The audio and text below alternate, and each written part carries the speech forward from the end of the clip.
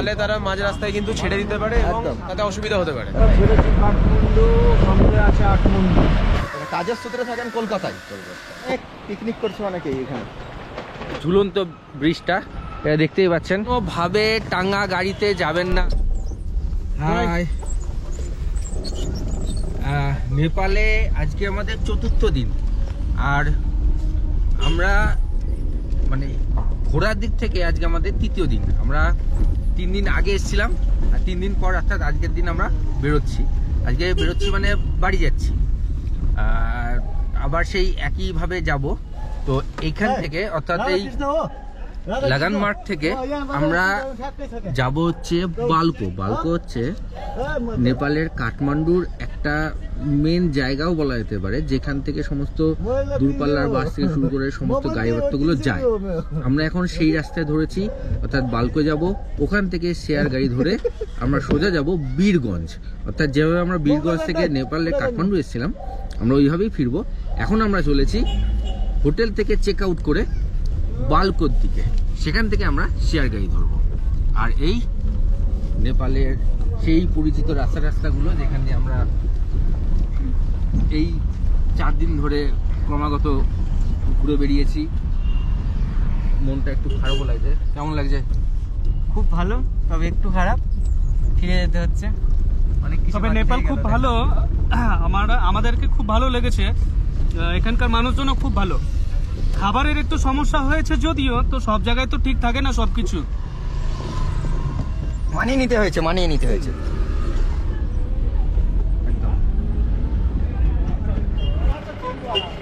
এই আবার চলে আসলাম বোলকু, নেপালের কাঠমান্ডুর একটা জায়গা বোলকু। সরকার দ্বারা পরিচালিত হয় এটা, এই শেয়ার ট্যাক্সি স্ট্যান্ড। আমরা ফেরার সময় এখানে রেট পুরোপুরি ফিক্সড করা আছে। এখান থেকে একদম ফিক্সড রেটে এখান থেকে গাড়ি যাবে। আমাদের যথারীতি গাড়ি বুক করা হয়ে গেছে। আমাদের সব মালপত্র যা আছে সব এই যে উপরে মাঝে চলছে। এরপর আমরা এই ভেতরে বসবো, তারপর যাত্রা শুরু করবো আমাদের দিনের একদম অন্তিম যেটা বলা হয় সেটা। তো দাদা বলছে রাস্তা में সেলফি তুলনা হ্যাঁ, কি করছে জানে না, যাই হোক। তো আমরা এখন যাবো এই গাড়িতে করে বলকো থেকে বীরগঞ্জ, ঠিক যেখান থেকে আমরা গাড়িতে এসেছিলাম ওখানে পৌঁছানোর পর ওখান থেকে আবার টোটো ধরে চলে যাবো আমাদের স্টেশন, রক্সো স্টেশন। সেখান থেকে ট্রেন ধরবো। আপাতত খাওয়া দাওয়া করে বেরিয়ে এসেছি। এটা হচ্ছে বলকোর, ওই পাশটা হচ্ছে বলকোর একটা মোড়। ওটা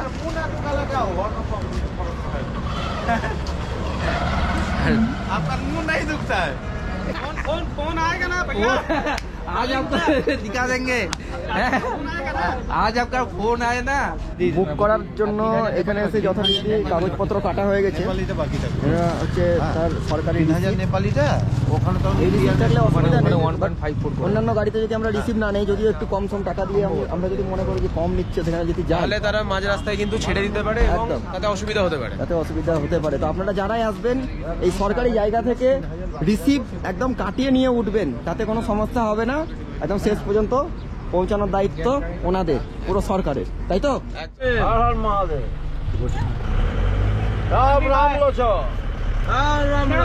বন্ধু क्या बोलते हाय, এই যে নেপালের কাঠমান্ডু ছেড়ে দিলাম। এই যে কিছু বলছে, दायित्व क्या बोलते हैं? Bye bye Nepal, bye tata. আবার কোনো একদিন কোনো এক সময় যদি দেখা হতে পারে। বাই বাই টাটা, আবার কোনোদিন কোনো এক সময় হবে দেখা। তো চলুন আমাদের সাথে সাথে নেপাল ছেড়ে। সেই কাঠমান্ডু ছেড়ে আমরা চলে এসেছি, আর ওগুলো কোন মান্ডু আমরা এখন অব্দি জানি না। এটা নেপালের একটা মানে কোনো স্কুলের খেলা, কবাডি খেলা হচ্ছে। বাহ,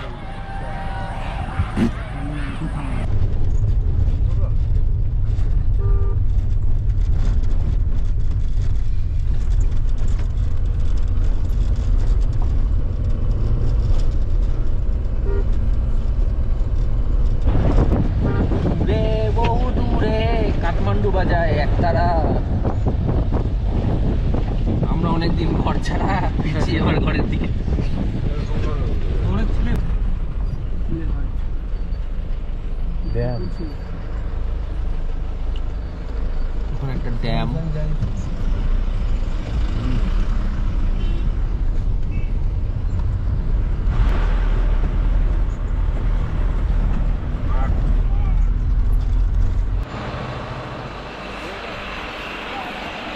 আবার সেই দেউরালি 2 ঘন্টা 20 মিনিট কমপ্লিট। 2 ঘন্টা 20 মিনিট পর আবার সেই দেউরালিতে এসে পৌঁছালাম। আগের দিন যখন এই জায়গাটায় এসেছিলাম, ঠিক আছে, তখন অনেক ঠান্ডা ছিল, সেই তুলনামূলকভাবে অনেকটাই কম আছে। ওই একই জায়গা, কিন্তু আজকে ঠান্ডা একটু কম আছে।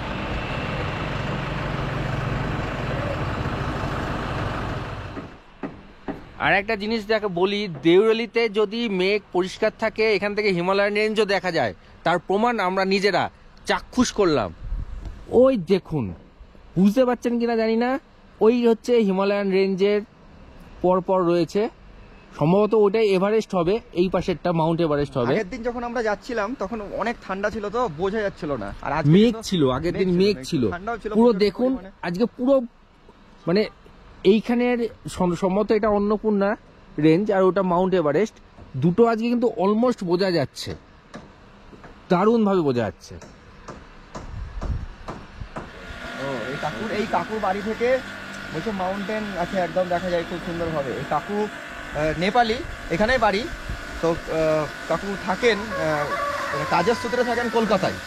খুব ভালো লাগলো আপনার সঙ্গে আলাপ করে। আপনি বাংলা বলছেন, আমরাও বাঙালি ভাষী। হ্যাঁ, আপনি সব কিছু ইনফরমেশন দিতে পারছেন। ভালো লোক, বাঙালি ভালো লাগে, বাঙালি ভালো লাগে। নেপালি আর বাঙালি কি মত। আচ্ছা আচ্ছা, সত্যি সত্যি। আমাদের একটা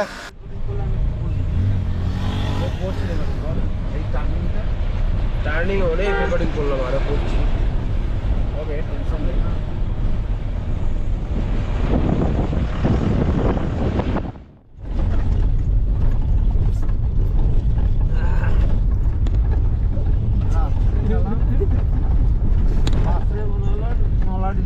গৌরব তো দেখতে পেয়েছে।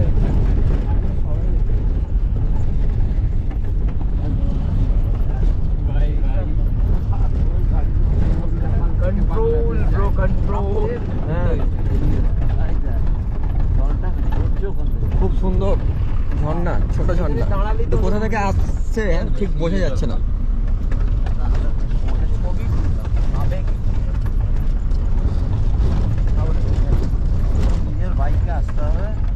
ওই যে ঝর্ণাটা ওইখান থেকে দেখা যাচ্ছে, আপনারা ঠিক বুঝতে পারবেন না, তবে আমাদের চোখে পড়েছে, খুব সুন্দর লাগলো। আপনাদেরকে দেখালাম যে একটু ওইটুকু দেখে আপনারা পেট ভরা।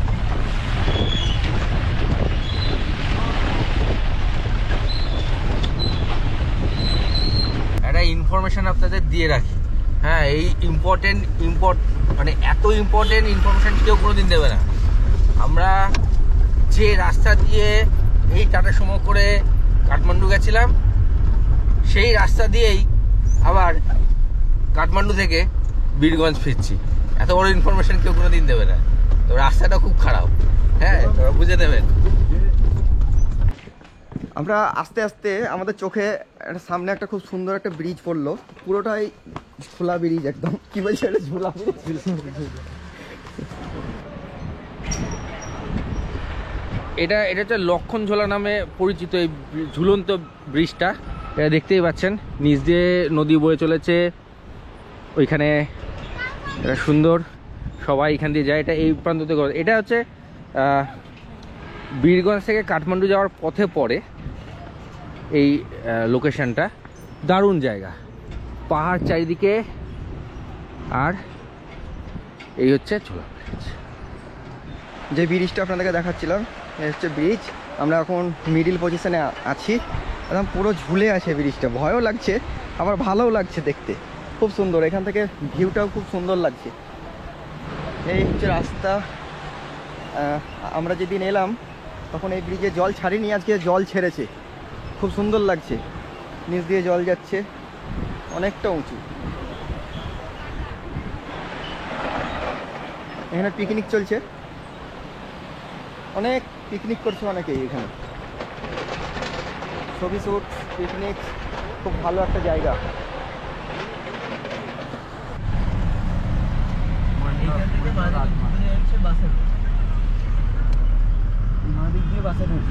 এখান দিয়ে একটা নদী,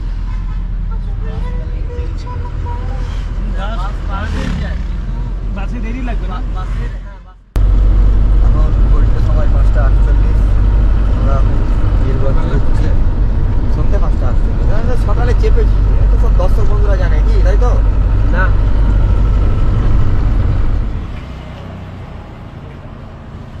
খুব বেশি আলো নেই, অন্ধকার, সন্ধে হয়ে গেছে। ঘড়িতে এখন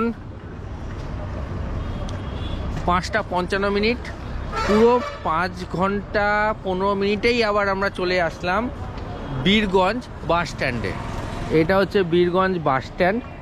এখান থেকে নাইট সার্ভিস যে বাসগুলো ভুটান টুটান যায়, তো আমরা এই গাড়িতে আসলাম আজকে নেপাল কাঠমান্ডু থেকে।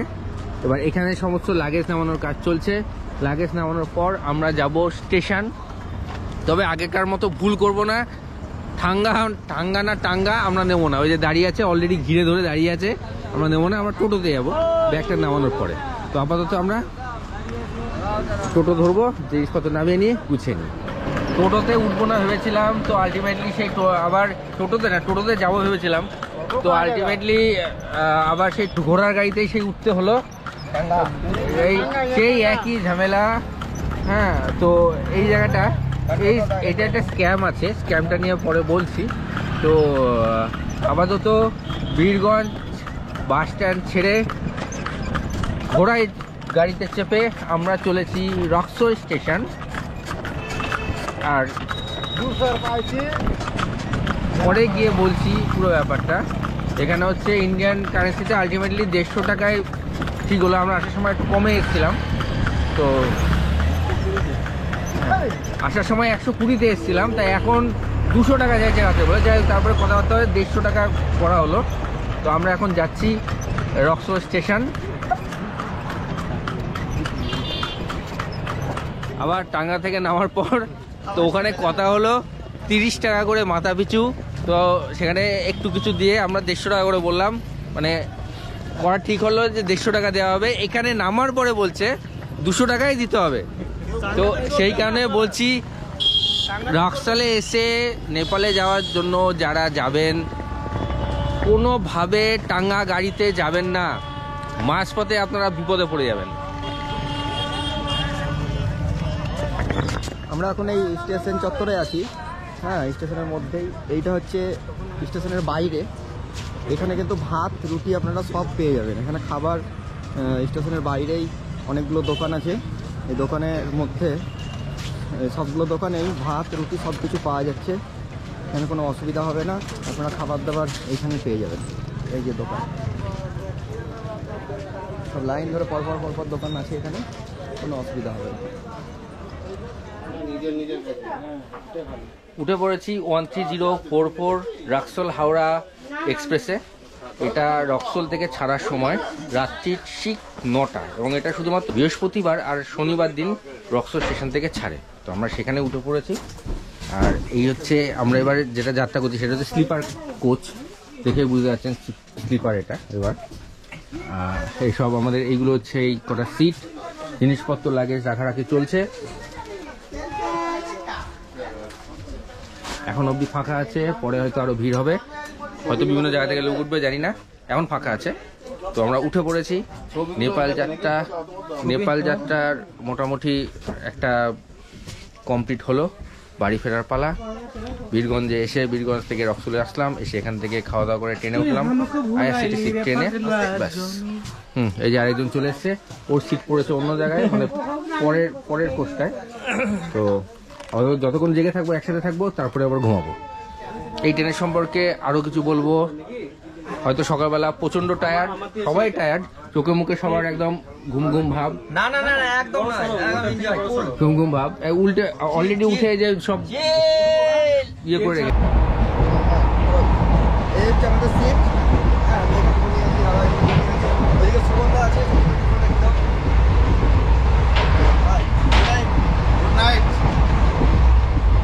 এবার কয়েকটা জিনিস বলে দেখি, যেটা হচ্ছে এই 13044 রক্সোল হাওড়া স্পেশাল এক্সপ্রেসটা প্রতি সপ্তাহে, মানে সপ্তাহের প্রতিদিন চলে না, কিন্তু এটা একমাত্র বৃহস্পতিবার আর শনিবার রাত্রি 9টার সময় রক্সোল স্টেশন ছাড়ে। আর এই ট্রেনটা এই হাওড়া স্টেশন অবধি পৌঁছাতে 15 ঘন্টা 20 মিনিট সময় নেয়। আর এর যাত্রা পথে এই ট্রেনটা মোটামুটি প্রায় 18টা হল্ট স্টপেজ দেয়। আর এই যে ডিস্টেন্সটা দেখেই বলছি, এই কারণে যে বাইরে প্রচণ্ড ঠান্ডা, নামতে পারছি না, পারবো না। তো সেক্ষেত্রে সবসময় পুরোটা দেখাতে আমরা নামবও না, কারণ সবাই মাত্র একটা জায়গা থেকে ঘুরে আসছি, তো অনেকটাই সফল গেছে। আর শোয়ার ট্রেন প্রবলি ঘুম পেয়ে যাবে। আর ট্রেন ছাড়লো একদম পুরো ডট 9টার সময় ট্রেন ছেড়েছে, 1 মিনিটও লেট নেই। এই ট্রেনটা টোটালি কিন্তু 645 কিলোমিটার, তার একটু বেশি। বলছি কতটা, এটা সাধারণত যে স্টেশনগুলো দাঁড়ায় রক্সল জংশনের পরে, এটা হচ্ছে ঘোড়া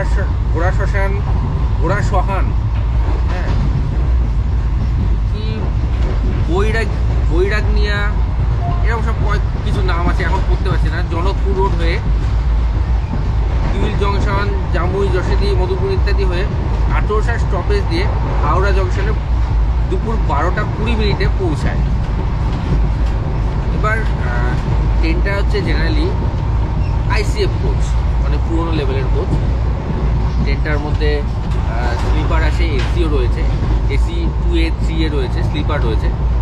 আর রাতের বেলা ছাড়ে। আমি বলবো যে যারা নেপাল ঘুরতে যাবেন তারা যদি রিটার্ন করেন, আমি বলবো এই ট্রেনটাকে সিলেক্ট করতে। তার কারণ একটাই, ট্রেনের যে টাইমটা, অর্থাৎ ডিপার্চার টাইম, সেটা রাত্রি 9টা। আপনি যদি নেপাল থেকে একটু দেরি করেও আসেন, মানে আস্তে আস্তে যদি রক্সলে আসতে দেরি হয়ে যায়, এটা কিন্তু বেস্ট টাইম। অর্থাৎ নেপাল থেকে আপনি যদি 10টা 11টার মধ্যে বা 12টার মধ্যেও বেরোন, তাহলে এই ট্রেনটা খুব সুন্দরভাবে পেয়ে যাবেন, কোনো চাপ থাকবে না, ওই দিক থেকে তাড়াহুড়ো করতে হবে না এখানে আসার জন্য। তো এটা বেস্ট ট্রেন কিন্তু 13044 রক্সল হাওড়া এক্সপ্রেস। আর এখন আমরা যাচ্ছি, বাইরে বেরোবো না, প্রচণ্ড ঠান্ডা, তাই এইভাবেই বসে আছি। এই যে স্লিপার কোচ আমাদের এখন, আজকে এটা স্লিপার কোচে একটা স্পেশাল যাত্রা করার চেষ্টা করছি। স্লিপার কোচ, এটা আপার, ওটা আপার সাইড, ওই পাশে আপার রয়েছে, তারপরে আমি আছি। আপারে আছে, আপার আছে, মিডিল, লোয়ার আছে। তো লোয়ারটা আমাদের নেই, সুতরাং চিন্তাও নেই। এই রিটার্ন জার্নিটা হচ্ছে সব থেকে ভালো, আপার জার্নি, আপারগুলো পাওয়াটাই ভালো, সেটাই পেয়েছি। তো আপাতত এখন ঘুমিয়ে পড়বো, প্রচুর টায়ার্ড, বাইরে বেরোবোও না, চেষ্টাও করবো না ঠান্ডার মধ্যে। আর সকালবেলা বেরিয়ে, মানে সকালবেলা যদি তাড়াতাড়ি উঠতে পারি তো কয়েকটা স্টেশন দেখানোর চেষ্টা করবো, বা আরও কোনো ইনফরমেশান থাকলে দেওয়ার চেষ্টা করবো। আপাতত এই রাত্রে good night. Good night, good night, good night, good night.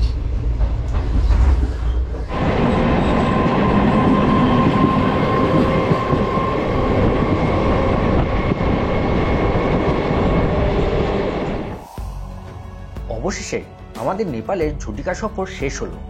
অনেক আনন্দ আর একরাশ স্মৃতি নিয়ে শেষ অবধি বাড়ি ফেরা। আবারও অপেক্ষা নতুন কোনো গন্তব্য। দেখা হবে আবার, ততক্ষণ ভালো থাকবেন। নমস্কার।